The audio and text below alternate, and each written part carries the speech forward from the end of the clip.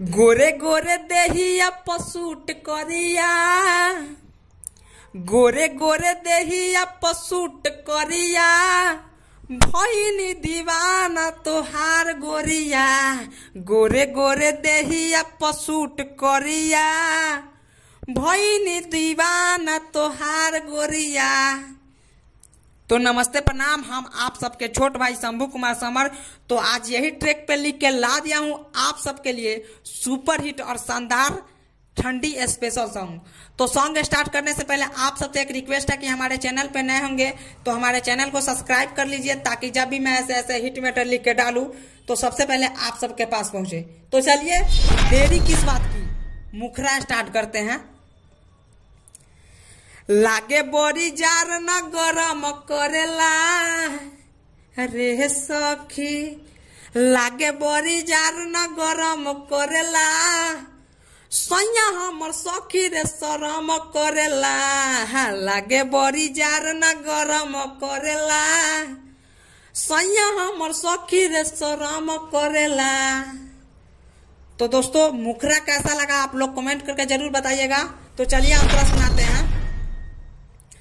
छतिया से छतिया न साटेला, थर थर बदनिया कापेला, आ घरवा से बहरी जाके सुते, बोका के जैसे हाफेला।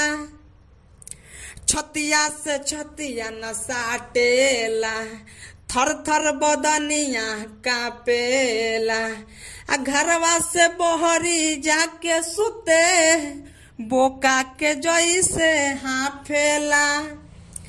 टाइट के देहिया नरम करेला, अरे टाइट के देहिया नरम करेला, सैया हमर सखी रे शरम करेला। लागे बड़ी जार ना गरम करेला, सैया हमर सखी रे शरम करेला। तो चलिए नाम मंत्र बताते हैं।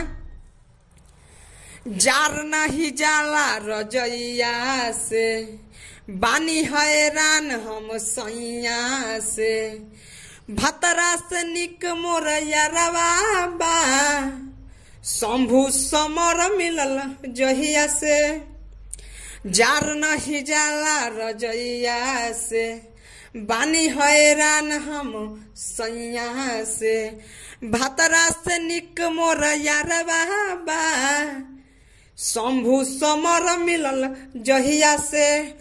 टून टून मुकेश भरम करेला, टून टून मुकेश भरम करेला, सैया हमर सखी रे शरम करेला। लागे बड़ी जार ना गरम करेला, सैया हमर सखी रे शरम करेला।